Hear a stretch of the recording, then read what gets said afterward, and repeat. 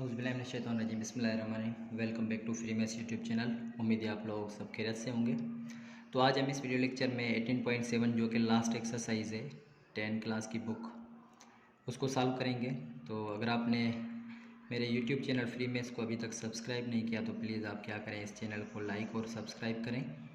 ठीक है, तो सबसे पहले क्वेश्चन नंबर 18.7 में मैं आपको बताता चलूँ कि ये बिल्कुल पूरी एक्सरसाइज जो है वो वर्ड प्रॉब्लम्स के ऊपर जो है ना मुश्तमिल है। तो हम इसको सॉल्व करने की कोशिश करेंगे और इसमें डायरेक्टली इनडायरेक्टली प्रोपोर्शनल जो हम पिछली एक्सरसाइज में भी सॉल्व करके आए हैं तो इसमें यूज़ हो रहा है। तो चलें इसको, सबसे पहला क्वेश्चन है, इसमें हम लिखेंगे the current in wire is directly proportional to potential difference and inversely proportional to resistance R, यहाँ तक।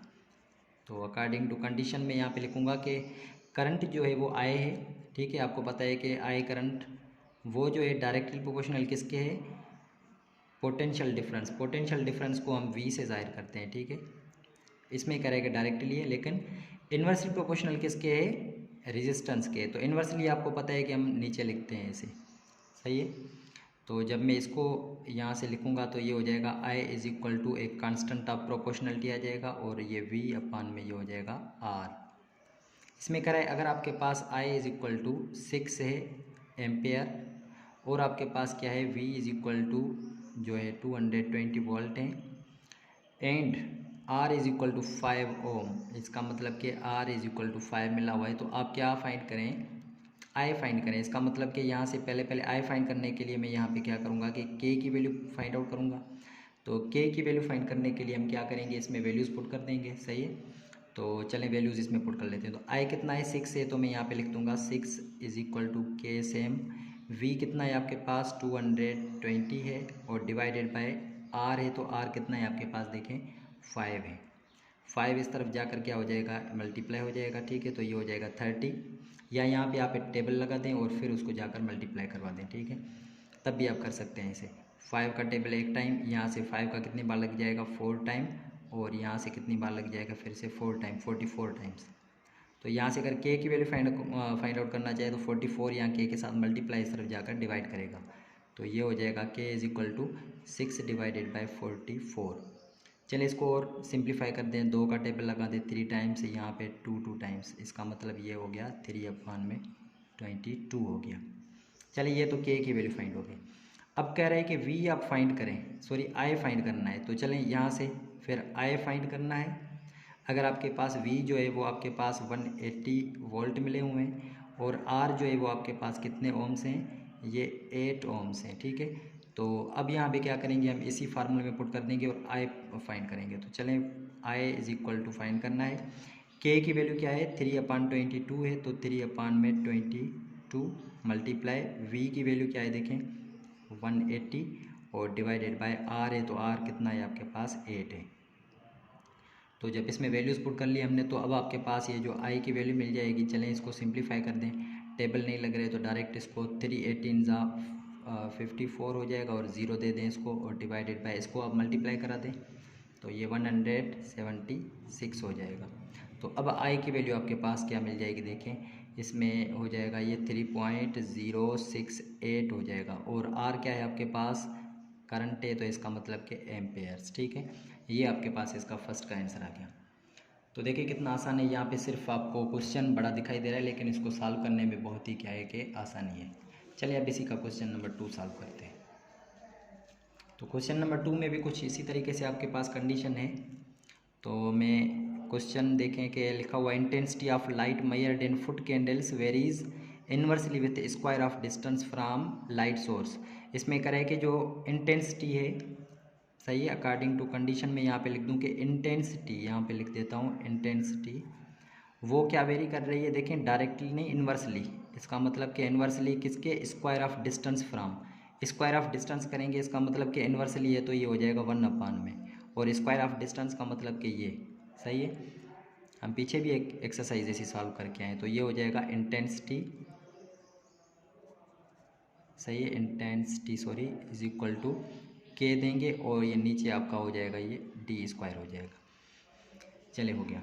अब हम क्या करेंगे कि अब आपके पास क्या क्या मिला हुआ है देखें। Suppose intensity of light bulb is 0.8। इसका मतलब कि इंटेंसिटी को आई से ज़ाहिर कर रहे हैं, इसको 0.08 मिला हुआ है, और एट डिस्टेंस ऑफ 3 मीटर, और डी आपके पास क्या मिला हुआ है, 3 मीटर मिला हुआ है। तो चलें इसमें जब पुट कर देंगे तो आपके पास पहले तो के की वैल्यू आ जाएगी। चलें इसमें पुट कर लेते हैं। तो इंटेंसिटी कितनी है, 0.08 इज इक्वल टू के हमने फाइंड करना है, डिवाइडेड बाई डी स्क्वायर। इसका मतलब कि 3 का क्या हो जाएगा, स्क्वायर हो जाएगा। तो ये डिवाइड हो रहा है, इस तरफ जाकर मल्टीप्लाई हो जाएगा, तो के की वैल्यू आपके पास आ जाएगी 0.08 मल्टीप्लाई 3 का स्क्वायर करेंगे तो ये हो जाएगा 9, और इसको जब आप मल्टीप्लाई करेंगे तो के की वैल्यू आपके पास मिल जाएगी 0.72। चले के फाइंड आउट हो गया। अब आगे कह रहा है कि अगर आपके पास find intensity level at 8 metre, इसमें कह रहा है कि अगर आपके पास इंटेंसिटी लेवल फाइंड करना है तो आई फाइंड करना है आपने। अगर आपके पास क्या है कि इंटेंसिटी लेवल 8 मीटर, इसका मतलब कि डिस्टेंस कितना मिला हुआ है आपके पास, 8 मिला हुआ है, और के की वैल्यू भी आपके पास क्या है, 0.72 है।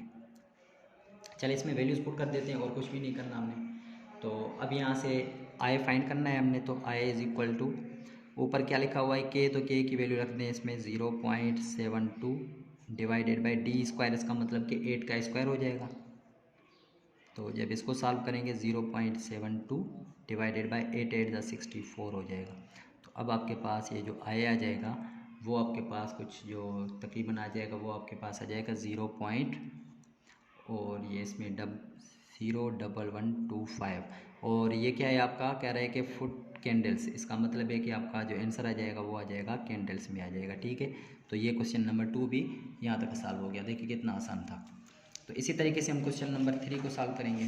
तो क्वेश्चन नंबर 3, चलिए इसको भी ऐसे ही सॉल्व करते हैं। ठीक है, तो इसमें देखिए कितना आसान लिखा हुआ है। आपने सिर्फ क्या करना है, कंडीशन बनानी है और उसमें वैल्यूज़ पुट करते जाना है। सही है। तो इसमें कह रहा है कि आपके पास क्या है, the strength S of rectangular beam can varies directly as breadth B and square of depth D.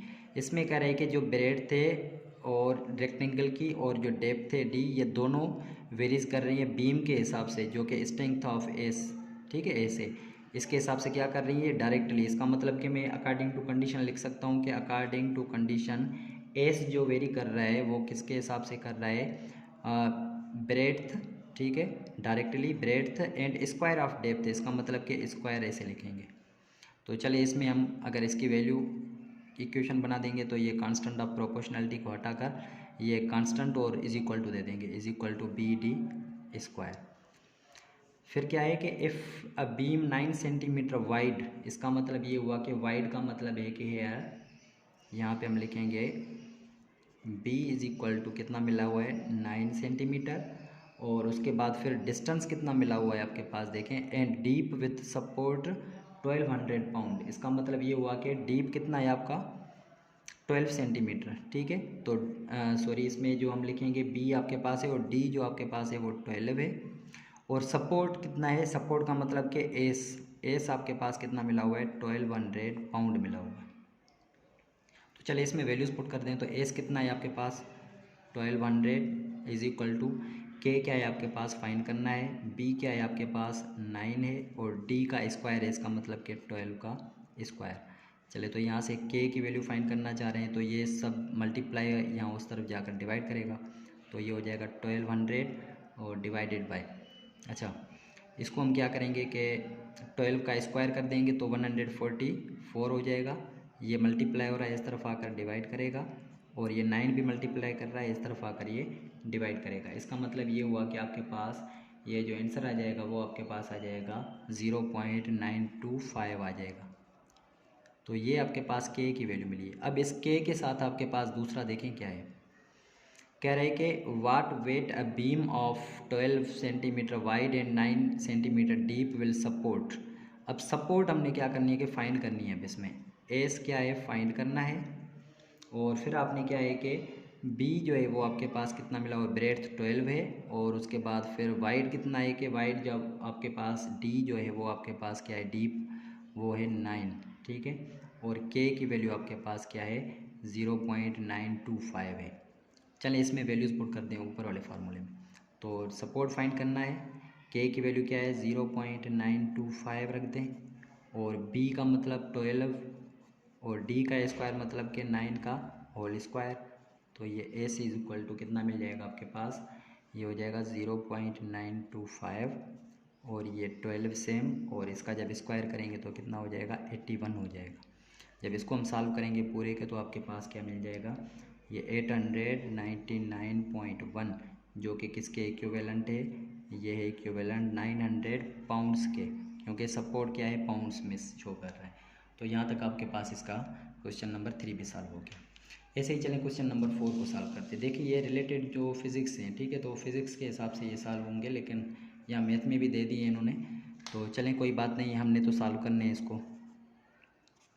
तो इसमें भी लिखेंगे according to condition labour cost C varies jointly. अच्छा, ज्वाइंटली का मतलब क्या है कि दो आपके पास क्या हो गए, एक रेशोज़ हों, ठीक है, प्रोपोर्शन हो आपके पास। तो हमारे पास देखिए क्या कह रहा है कि जो इनकी कॉस्ट सी है वो क्या है कि वेरी कर रही है, jointly varies as number of workers and number of days D. इसका मतलब कि एन और डी, ठीक है, ज्वाइंटली। तो अब यहाँ पे हमारे पास क्या है, अगर इसकी इक्वेशन बनाएंगे तो सी इज इक्वल टू क्या हो जाएगा, के और इसके साथ एन डी हो जाएगा, सही है।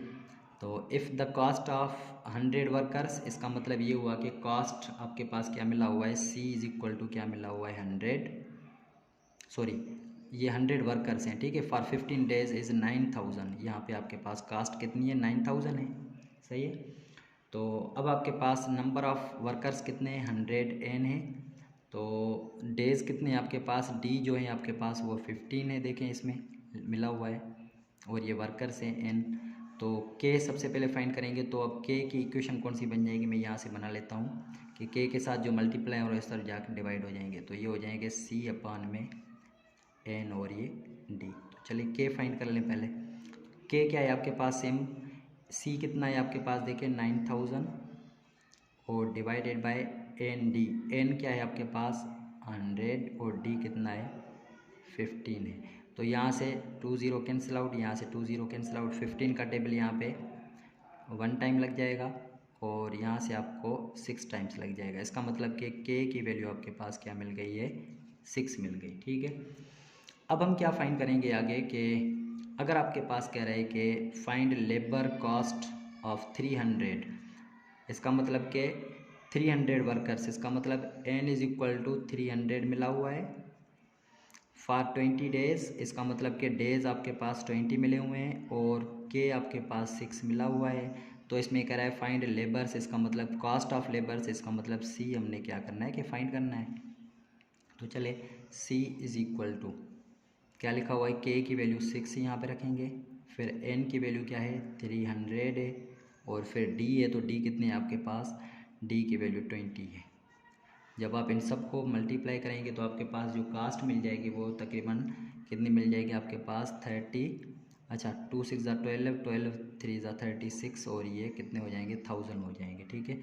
तो अब आपके पास ये इनका भी आंसर मिल गया। तो अब लास्ट क्वेश्चन है, देखिए कितनी जल्दी में क्वेश्चन हमने पूरी एक्सरसाइज सॉल्व कर ली, पता भी नहीं चला। तो सबसे पहले आपसे गुजारिश यही होती है कि चैनल को सब्सक्राइब करें और इसको शेयर भी करें दोस्तों के साथ, दूसरों को भी बताएं, लाइक भी करें, कमेंट भी करें अगर आपको वीडियोज़ अच्छी लग रही हैं तो। अच्छा, इसमें कह रहे हैं the sale tax on purchase of a new car varies directly as a price of car. आपको पता है कि जब एक न्यू कार लेते हैं तो उसकी जो सेल टैक्स है वो क्या होती है कि डायरेक्टली, मतलब जितनी ज़्यादा कार की आपके पास वैल्यू होगी, प्राइस होगी, उतनी ज़्यादा सेल टैक्स लगेगी। इसका मतलब कि according to condition sale tax जो है वो डायरेक्टली प्रोपोर्शनल है as price of car. Price of car हम यहाँ पे प्राइस लिख देंगे, ठीक है। तो यहाँ से जब मैं इसको बना दूँ तो sale tax is equal to K और इनटू क्या हो जाएगी प्राइस ऑफ कार। तो देखें अब आपके पास अगर कह रहा है कि if new car is purchased at 20 lakh, इसका मतलब कि कॉस्ट प्राइस, यहाँ पे मैं लिख देता हूँ कॉस्ट प्राइस, ठीक है, सीपी में लिख देता हूँ, सही है, यहाँ से समझ लेना कॉस्ट प्राइस। अगर कॉस्ट प्राइस यहाँ पे आपके पास है 20 लाख, ठीक है, 20 लाख है आपके पास, तो आप बताएं then sale tax is 40,000, sale tax जो है वो कितना है कि 40,000 है किसके ऊपर, 20 लाख के ऊपर।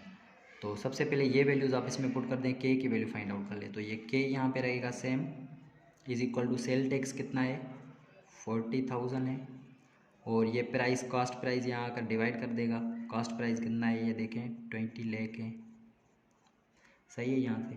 तो अब यहाँ से अगर मैं इसको सॉल्व कर लूँ तो यहाँ से आपके पास कितने, ये 4 ज़ीरोज़ काट दें, यहाँ से 4 ज़ीरोज़ यहाँ से काट दें, यहाँ से 4 का टेबल 1 टाइम, यहाँ से 4 का टेबल ये हो जाएगा 5 टाइम्स। इसका मतलब कि ये हो गया आपके पास 1/50 हो गया।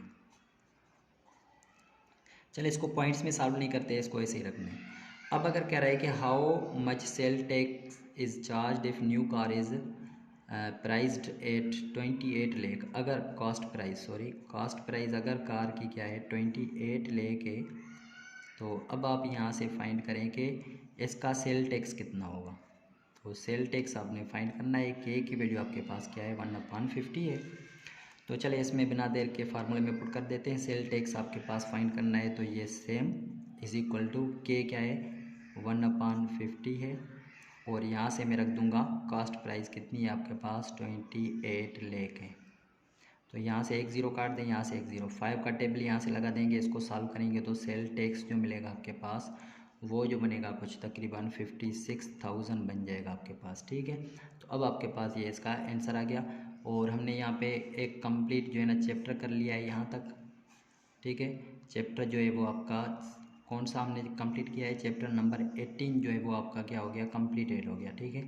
तो यहाँ से अगर आपको नोट्स चाहिए प्लीज़, तो अगर नोट्स आपको चाहिए हैंड रिटन में मेरे पास लिखे हुए हैं, मैं यहाँ पे जो भी सॉल्व करता हूँ मैंने वहाँ पे रखे हुए थे हैंड रिटन में नोट्स। अगर आपको चाहिए तो मैंने ऊपर नंबर भी लिखा हुआ है, यहाँ से फिर लिख देता हूँ। अगर आपको नोट्स वगैरह चाहिए, किसी भी चीज़ की ज़रूरत हो, यहाँ से आप इसको मैसेज कर सकते हैं। तो इंशाल्लाह आप मिलेंगे अगले चैप्टर के साथ अगली वीडियो में, तब तक के लिए इजाज़त दीजिए, अल्लाह हाफिज़।